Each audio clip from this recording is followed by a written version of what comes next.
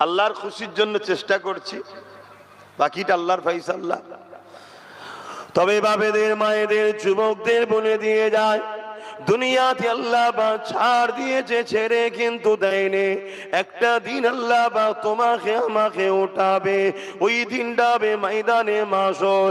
যে দিনে আল্লাহ বা জিবরাইল আলাইহিস সালামকে বলবে, এ জিবরাইল, আমার জাহান্নামকে নিয়ে এসে আমার আরশের পাশে বেঁধে দাও। হযরত জিবরাইল আলাইহিস সালাম চলে যাবে, জাহান্নামকে নিয়ে এসে আরশের পাশে বেঁধে দেবে। 70,000 জিঞ্জিল দিয়ে আল্লাহ পাকে জাহান্নামকে বাঁধা হবে। এক একটা জিঞ্জিলে 70,000 করে ফেরেশতা ধরে রাখবে, তথাপিও জাহান্নামকে ধরে রাখতে পারবে না। জাহান্নাম লম্বা লম্বা জিভ বার করে গুনাহগার উম্মতিদেরকে ধরতে যাবে।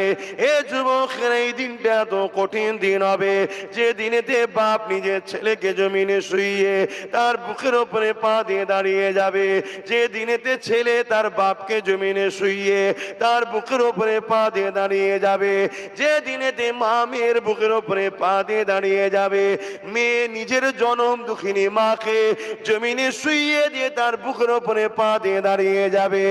এক কথাই, যার উপরে যার জোর চলবে তাকে জমিনে শুইয়ে দিয়ে তার বুকের উপরে পা দিয়ে দাঁড়িয়ে যাবে। সাহাবা হুজুররা বলতে লাগলে, ইয়া রাসূলুল্লাহ, হাবিবাল্লাহ, এইরকমটা কেন হবে? আল্লাহ নবী জানিয়ে দিলেন, বাবা সাহাবারা, লোহা যেমন আগুনে দিলে পুড়ে পুড়ে লাল হয়ে যায়, সূর্য সেদিন মাথার এক বেগ দেখতে লেখা তো পরে আল্লাহ নামিয়ে দেবে, সূর্যের 12 গুণ তাপ আল্লাহ বাড়িয়ে দেবে। এই সূর্যের তাপেতে জমিনটা পুড়ে পুড়ে লাল হয়ে যাবে, এই জমিনে দাঁড়াতে পারবে না।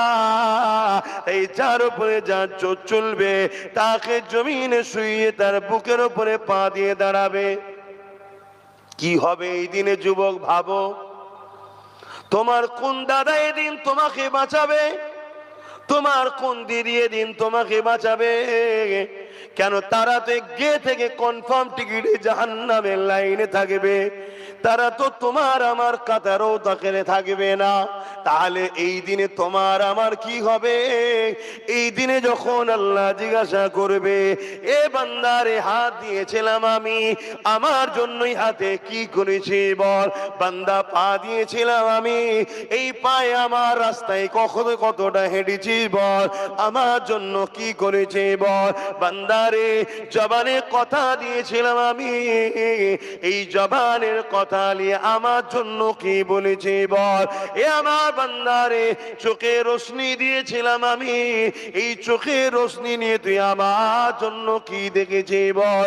বান্দারে, জিন্দেগি দিয়েছিলাম আমি, যৌবন দিয়েছিলাম আমি, তাকও দিয়েছিলাম আমি, জমিন আমার ছিল, আসমান আমার ছিল, গাছ তুই লাগাতিস, ওই গাছকে বাঁচিয়ে সরষের ফুল ফুটিয়ে ফসল ধরিয়েছিলাম আমি। এ বান্দারে, আমার জন্য কি করেছিস বল? কি উত্তর দেবেন বলেন? বলেন, আমরা আল্লাহর জন্য কি কি করেছি? কিন্তু আমার কওমের মানুষ ইচ্ছা করে হোক আর অইচ্ছাকৃত হোক, আল্লাহর দ্বীনের দুশমন হয়ে দাঁড়িয়ে গেছি আমরা। ইচ্ছা করে হোক আর অইচ্ছাকৃত হোক, জেনে বুঝে হোক বা না জেনে হোক, আমাদেরকে জালিমরা, যাদের জন্য আমরা সব করেছি, তারাই আজকে আমাদের কাছ থেকে আল্লাহ ছেড়ে দিয়েছে, রসুল ছাড়িয়ে দিয়েছে। তারাই আজকে আমাদের ঘরে এমন একটা জায়গায় নিজে দাঁড় করিয়ে দিয়েছে, আমরাই আমাদের ওয়াকাফের দুশমন, মসজিদ মাদ্রাসার দুশমন, আমরাই বড় দুশমন হয়ে দাঁড়িয়েছি। কেন? যে শক্তি দ্বারা ওরা আমাদের মসজিদ মাদ্রাসা মিটাচ্ছে, ওই শক্তিতে ওদেরকে শক্তিশালী আমরাই করেছি।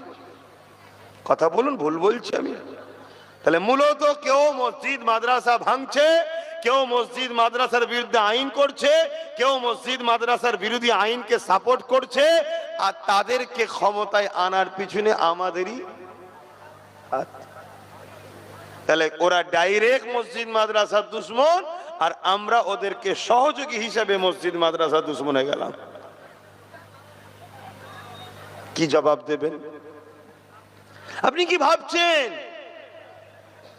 ওই দিন ধর বাবু, ওই দিন দেখা যাবে খুনি, গোলে মালে জাহে করি দিগুদি হয়ে যাবে খুনি। এটা ভাবছেন নাকি?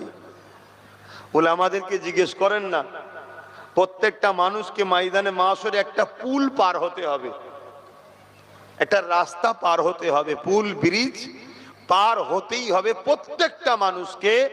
যে পুল, যে রাস্তাটা চুলের থেকেও সরু, হীরের থেকেও ধার, প্রত্যেককে পার হতে হবে।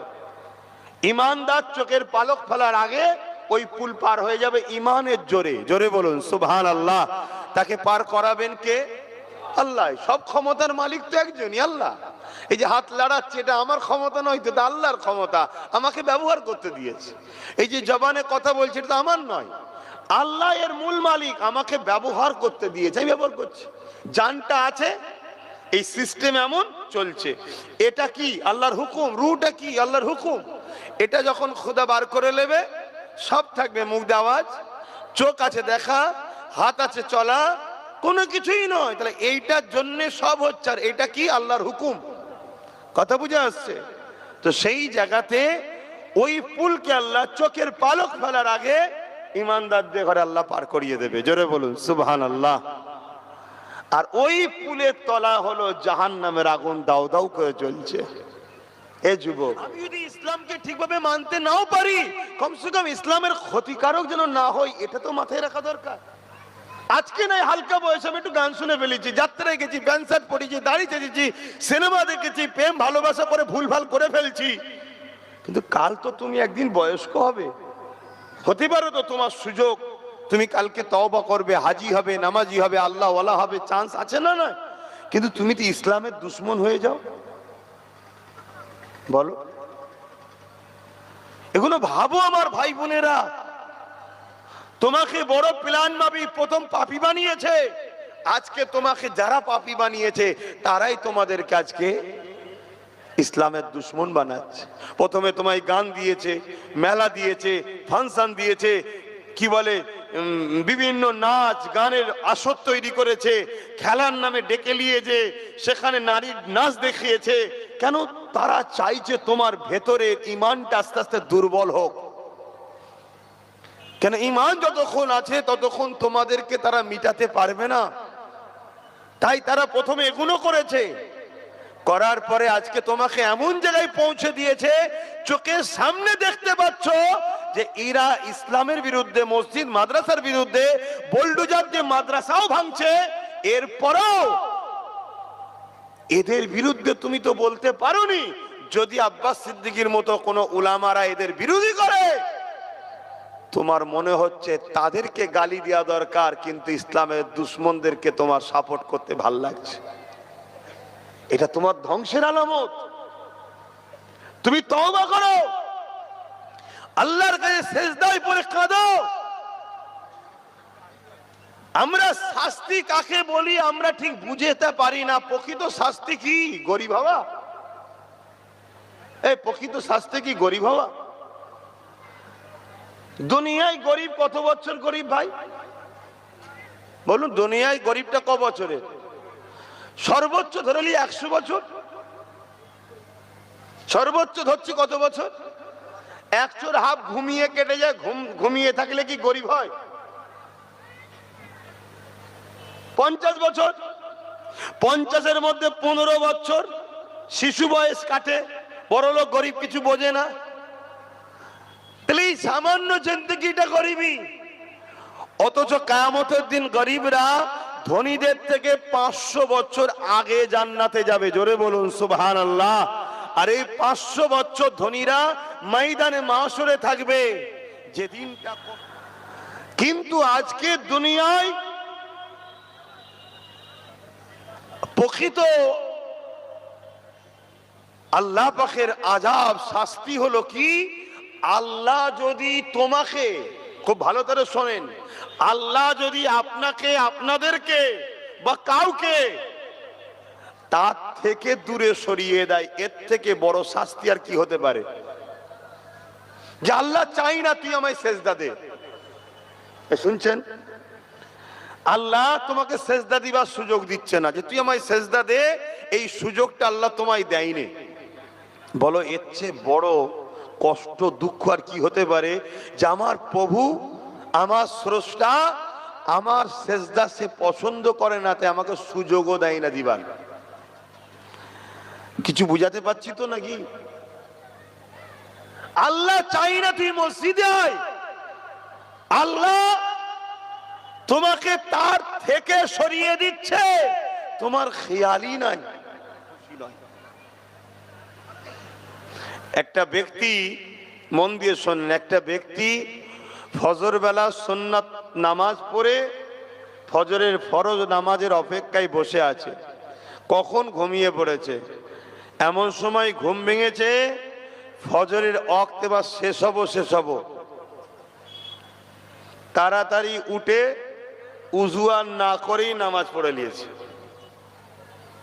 সারা দিন তার বড় ভয়ে ভয়ে কেটেছে যে আমি বিরাট বড় ভুল করেছি, আমার উপরে হয়তো আল্লাহর আযাব হবে, কিন্তু কিছুই হয়নি। শুনছেন, ও পরের দিন কি করেছে, ইচ্ছা করে ঘুম থেকে উঠে উযু না করেই নামাজ পড়েছে, সুন্নত ফরজ। দ্বিতীয় দিন ভাবছে প্রথম দিন না হয় আমি ঘুমিয়ে পড়লো, কিছুই হয়নি।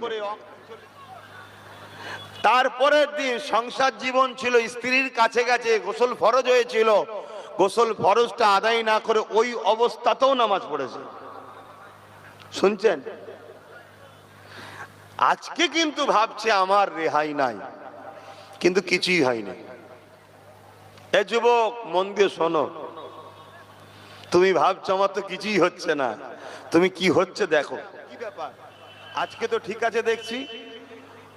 তখন তাকে ঘুলিয়ে সব বলেছে যে প্রথম দিন এই হয়েছিল, দ্বিতীয় দিন এই ছিল, তৃতীয় দিন এই হয়েছিল, তা আমার তো কিছুই হলো না। বন্ধু আফসোস করে বলছে, হাই রে, তুই বুঝলি না তোর কি হয়েছে? বলছে কই, কিছুই হয়নি।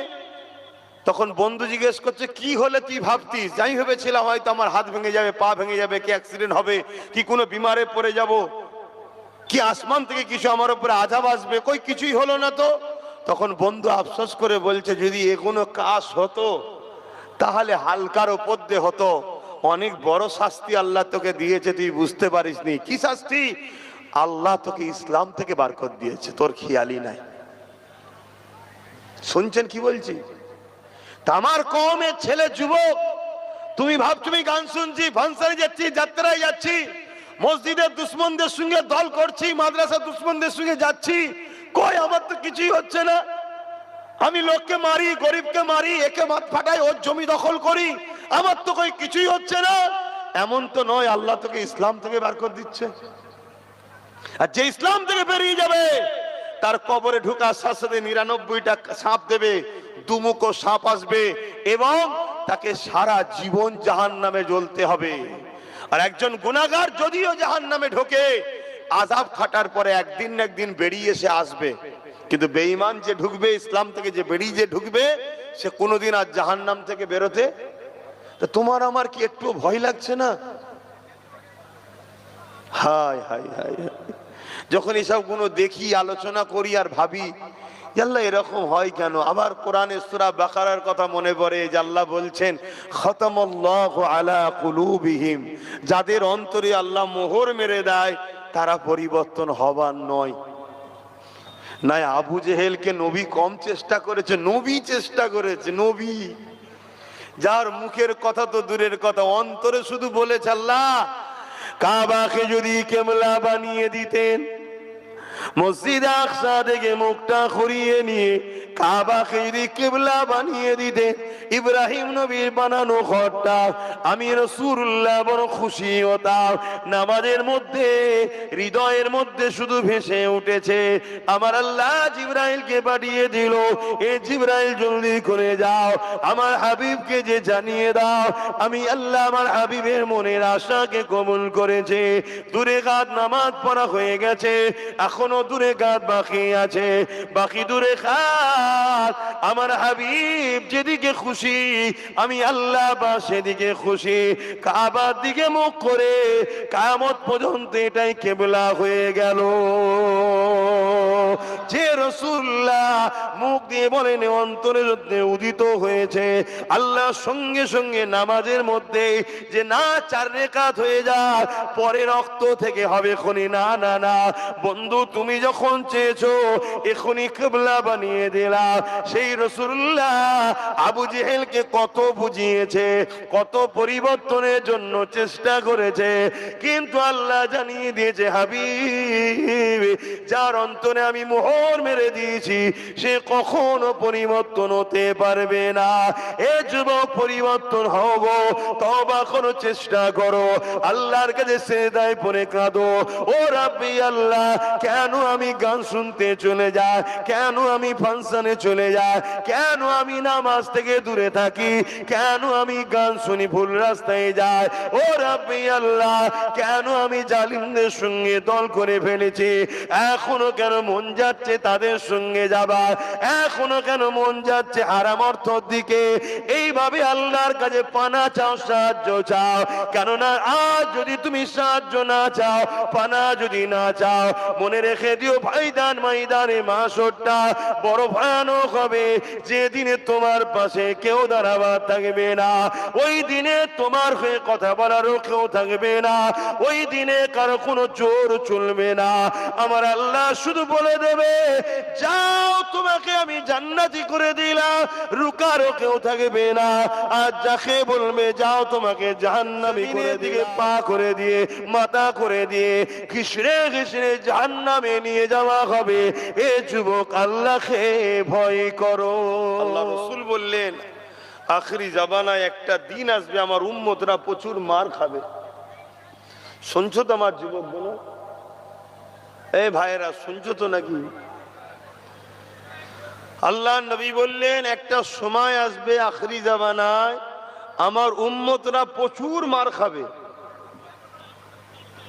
এমনকি রাসূল বলেছেন ক্ষুধার্ত পশুরা যেভাবে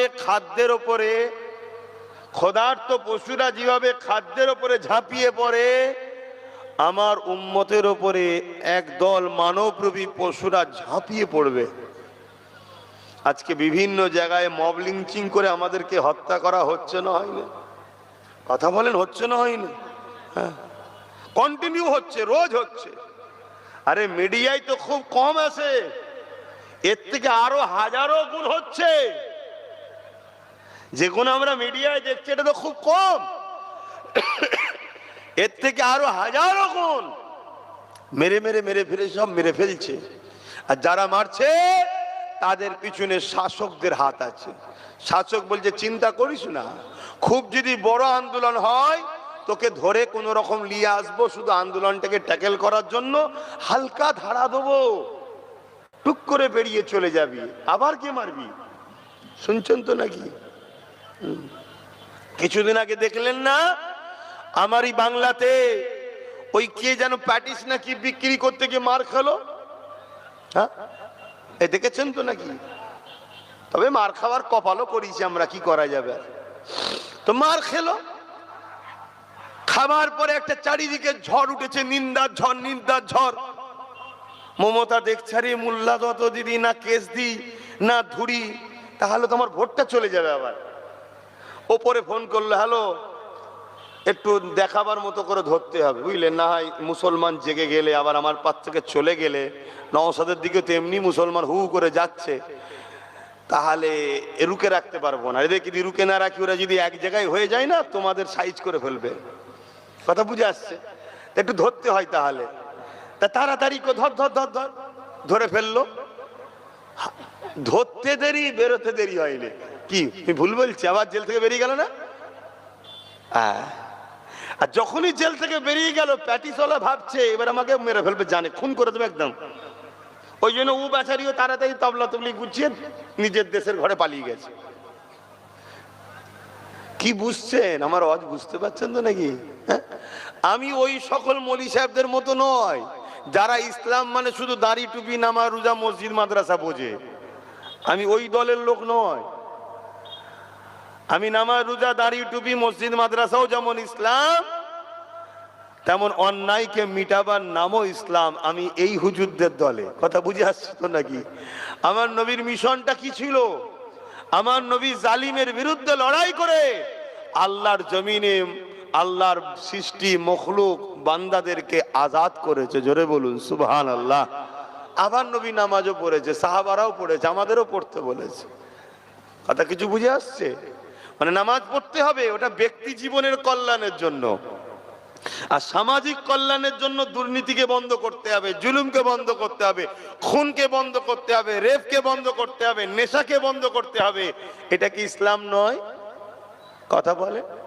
তো এইগুলো বন্ধ করতে গেলে ভালো ভালো রাজনীতির নেতাও দরকার আছে না নাই? এই কথা বলছে না তো। এখন আপনার মসজিদের ইমাম যদি বলে সামনে পঞ্চায়েতে এই বুথ থেকে আমি দাঁড়াবো, ওই গ্রামেই যারা নামাজ পড়তো তারাই ইমামের বিরুদ্ধে প্রথম দাঁড়াবে, ঠিক তো নাকি? এই ইমাম সাহেব এই কাজ করলো কেন, ওই ইমামকে আর রাখা যাবে না। এই নামাজি গুলোকে দেখে আমার মাঝে মাঝে ভয় হয়, যদি উমার ফারুক যদি আজকে এসে বলতো আমি অর্ধেক পৃথিবী চালাই আবার নামাজ পড়বো, এই মুসল্লি গুলো উমার ফারুকের বিরুদ্ধেও লেগে যেত, ওর পিছনে নামাজ হবে না কেন, ও নেতা। কথা বুঝছেন তো নাকি? আমার কথা ভুল হয়ে গেল নাকি? তোমার গ্রামে বলো, প্রত্যেকটা গ্রামে সব থেকে স্বচ্ছ ভালো লোক কে? আমাদের নজরে ইমাম তো। সেই ইমাম হয় কি করে? তারপরে নামাজ হবে না তো। ইমাম তো সে যে ওই গ্রামের মধ্যে সব থেকে ভিআইপি, তাই তো সেই ইমামতি করছে। তার পিছনে তবে দেখতে দেওয়া হবে। মসজিদে দাঁড়িয়ে আছে 50 জন, ওই 50 জনের মধ্যে থেকে যদি কেউ থাকে ইমামের থেকেও ভিআইপি, তাকে ইমামতি করতে হবে। শুনছেন তো নাকি? তাহলে সেই জায়গায় ইমামকে যখন আমি এত সৎ মনে করি, এত স্বচ্ছ মনে করি, এত ভালো মনে করি, তাহলে সেই ইমাম যদি বলে যে হারা আমি একটু দাঁড়াই না, তাহলে বিরোধী হয় কেন? আচ্ছা, ইমামকে দাঁড়াতে হবে না। ইমাম যদি বলে এক কাজ কর, আমি তো তোদের ইমাম, আমার ভাইটা তো ও জেনারেল লাইনে পড়াশোনা করেছে, এলে একে কমসে কম দাঁড় করা, আমি দায়িত্ব নিচ্ছি, আমার ভাই কোনো সমস্যা করবে না, করলে আমি ইমাম আছি। ইমামের কথা বিশ্বাস করবে?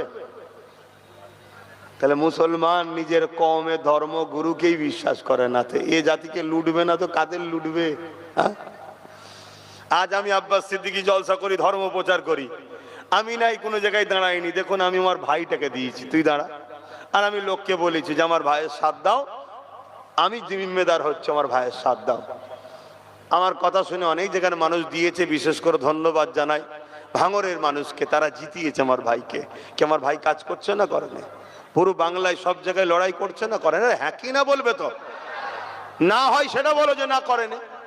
আজকে একদিকে দিদি ওয়াকাবের বিরুদ্ধে, মুদি ওয়াকাবের বিরুদ্ধে, আর নওশাদ কি সুপ্রিম কোর্টে কেস চালাচ্ছে। এখনো যে কটা মসজিদ মাদ্রাসা কবরস্থানের উপর আঘাত হয়নি, এর কেস চালানো তো এখনো রুকে আছে।